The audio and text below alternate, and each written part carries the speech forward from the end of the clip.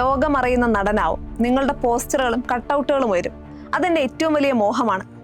കർണാടക തമിഴ്നാട് അതിർത്തിയിലുള്ള നാച്ചിക്കുപ്പം എന്ന ചെറുഗ്രാമത്തിലേക്ക് കുടിയേറിയ മറാഠി കുടുംബങ്ങളിൽ ഒന്നിൽ ജനിച്ച കോൺസ്റ്റബിൾ റാണോജി റാവുവിന്റെ 4ാമത്തെ മകൻ ശിവാജി റാവുവിന് ആ വാക്കുകൾ താൻ ഇത്രയും കാലം മനസ്സിൽ സൂക്ഷിച്ച സ്വപ്നത്തെ യാഥാർത്ഥ്യമാക്കാനുള്ള ഇന്ധനമായിരുന്നു. ബസ് കണ്ടക്ടറായി തുടങ്ങി തന്റെ സ്റ്റൈലും കഠിനാധ്വാനവും കൊണ്ട് കോടികളുടെ ഹൃദയം കീഴടക്കിയ മനുഷ്യൻ. ഇന്ന് അദ്ദേഹം ഒരു പേരല്ല, ഒരു ബ്രാൻഡ് നെയിമാണ്. Super star Rajinikanth. തെന്നിന്ത്യയിലെ ഏറ്റവും വലിയ അഭിനയ കളരിയായ അടയാർ ഫിലിം ഇൻസ്റ്റിറ്റ്യൂട്ടിൽ പോയി പഠിക്കണമെന്ന് മോഹമില്ലാഞ്ഞിട്ടൊന്നുമല്ല. നിത്യവൃത്തിക്ക് വകുപ്പില്ലാത്ത, ജീവിക്കാനായി പകൽ കണ്ടക്ടറുടെ വേഷം കിട്ടുന്ന, തന്നിലെ നടനെ തൃപ്തിപ്പെടുത്താൻ രാത്രികാലങ്ങളിൽ മാത്രം നാടകങ്ങളിൽ അഭിനയിക്കുന്ന ആ ചെറുപ്പക്കാരനെ സംബന്ധിച്ചിടത്തോളം അതെല്ലാം അയാൾക്ക് ആശിക്കാവുന്നതിനും അപ്പുറമായിരുന്നു. എങ്കിലും സിനിമയെ വെല്ലുന്ന കഥകളാണ് ശിവാജിയുടെ ജീവിതത്തിലുണ്ടായത്. ശിവാജി കണ്ടക്ടറായ ബസ്സിൽ പതിവായി കയറുന്ന പെൺകുട്ടിയുമായി ആദ്യമുണ്ടായ കശപിശ പിന്നീട് സൗഹൃദമായി വളർന്നു. ഒരിക്കൽ അവളെ തന്റെ നാടകം കാണാൻ ക്ഷണിച്ച ശിവാജിയോട് അദ്ദേഹത്തിന്റെ കഴിവ് തിരിച്ചറിഞ്ഞ പെൺകുട്ടി നിങ്ങൾക്ക് നല്ല ഭാവിയുണ്ടെന്നും ഉടനെ തന്നെ അടയാർ ഫിലിം ഇൻസ്റ്റിറ്റ്യൂട്ടിൽ ചേരണമെന്നും ഉപദേശിച്ചു.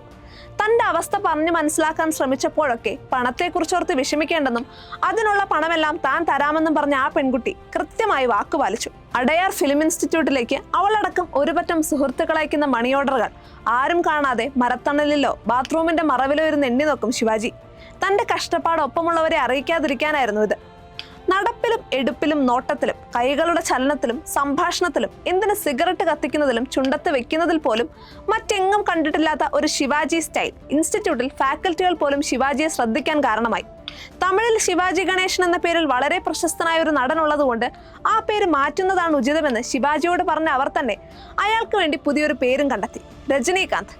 1975 അപൂർവ രാഗങ്ങൾ എന്ന ചിത്രത്തിൽ ആദ്യമായി ക്യാമറയ്ക്ക് മുൻപിൽ അഭിനയിക്കാനെത്തിയ നടൻ തന്റെ 5ാമത്തെ റീടേക്കിൽ ഗേറ്റ് തള്ളിത്തുറന്ന് അകത്തേക്ക് കടന്ന് ഷോട്ട് ഓക്കെയാക്കി.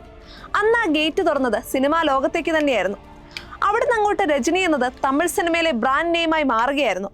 ചെറുവേഷങ്ങളിൽ നിന്ന് വില്ലനിലേക്കും അവിടെ നിന്ന് ഹീറോയിലേക്കും പിന്നീട് സൂപ്പർ മെഗാസ്റ്റാർ പദവികൾ കടന്ന് ഈ സ്റ്റൈൽ മന്നൻ ഗ്ലോബൽ സ്റ്റാറായി. കഥാപാത്രങ്ങളിലേക്ക് പരകായ പ്രവേശനം നടത്തി സ്ക്രീനിൽ മാസ് ഔറ നിറച്ച് നടന്നു വരുന്ന ഭാഷയും പടയപ്പയും എന്ന് സ്ക്രീനിൽ തെളിഞ്ഞാലും അന്ന് ആരാധകരിൽ അഡ്രിനാലിൻ റഷാണ്. ദാദാ സാഹിബ് ഫാൽക്കെ അവാർഡും പത്മവിഭൂഷണും നൽകി രാജ്യം ആദരിച്ച രജനിക്ക് പലകുറി മികച്ച നടനുള്ള ദേശീയ സംസ്ഥാന പുരസ്കാരങ്ങൾ ലഭിച്ചു. സിനിമയിൽ എന്നപോലെ മാസ് സീനുകൾ രജനിയുടെ ജീവിതത്തിലുമുണ്ട്. തലൈവി ജയലളിതയ്ക്ക് പോകാനായി രജനിയുടെ വാഹനം തടഞ്ഞു വെച്ചപ്പോൾ കാറിൽ നിന്നിറങ്ങി ഒരു പാക്കറ്റ് സിഗരറ്റ് വാങ്ങി തീപ്പെട്ടിയൊരിച്ച് കത്തിച്ച് വലിച്ചു നിന്ന് ആരാധകർ തടിച്ചുകൂടുകയും ഒടുവിൽ ജയലളിതയുടെ വാഹനം തന്നെ ബ്ലോക്കിൽ പെട്ടതുമല്ല അതിൽ ചിലതാണ്. ഇത്രയേറെ പ്രശസ്തനായിട്ടും ഒരു പ്രണയക്കുരുക്കിലും ഇന്നേ വരെ അകപ്പെട്ടിട്ടില്ലാത്ത മാതൃകാപരമായ കുടുംബസ്ഥനായിരുന്നു രജനി. അടയാർ ഫിലിം ഇൻസ്റ്റിറ്റ്യൂട്ടിൽ പഠിക്കാനുള്ള അവസരം തനിക്ക് ഒരുക്കി തന്ന ആ പെൺകുട്ടിയെ ജീവിതത്തിൽ ഒരിക്കലെങ്കിലും കണ്ട് നന്ദി പറയണമെന്ന് അതിയായി അദ്ദേഹം ആഗ്രഹിച്ചിരുന്നെങ്കിലും ഇതുവരെ അവരെ കണ്ടെത്താൻ കഴിഞ്ഞിട്ടില്ല. സൂപ്പർ സ്റ്റാർഡത്തിന്റെ 50ാം വർഷത്തിലും തന്റെ അഭിനയ ചാരുതയാൽ അയാൾ ആളുകളെ ത്രസിപ്പിക്കുകയാണ്.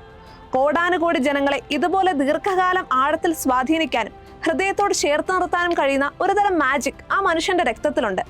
നിന്റെ കണ്ണുകളിൽ വല്ലാത്തൊരു ആകർഷണീയതയുണ്ട്, അത് ജനങ്ങൾക്ക് ഇഷ്ടപ്പെടുമെന്ന് എനിക്ക് തോന്നുന്നുവെന്ന് അടയാർ ഫിലിം ഇൻസ്റ്റിറ്റ്യൂട്ടിൽ വിസിറ്റിംഗ് ഫാക്കൽറ്റി ആയിരുന്ന സംവിധായകൻ കെ ബാലചന്ദർ 1974 ആദ്യ സിനിമയുടെ ഓഡീഷനിൽ വെച്ച് പറഞ്ഞ ആ വാക്കുകൾ 50 വർഷങ്ങൾക്കിപ്പുറവും യാഥാർത്ഥ്യമായി അവശേഷിക്കണമെങ്കിൽ ആ ഇതിഹാസത്തിന്റെ പേരാണ് സൂപ്പർ സ്റ്റാർ രജനീകാന്ത്.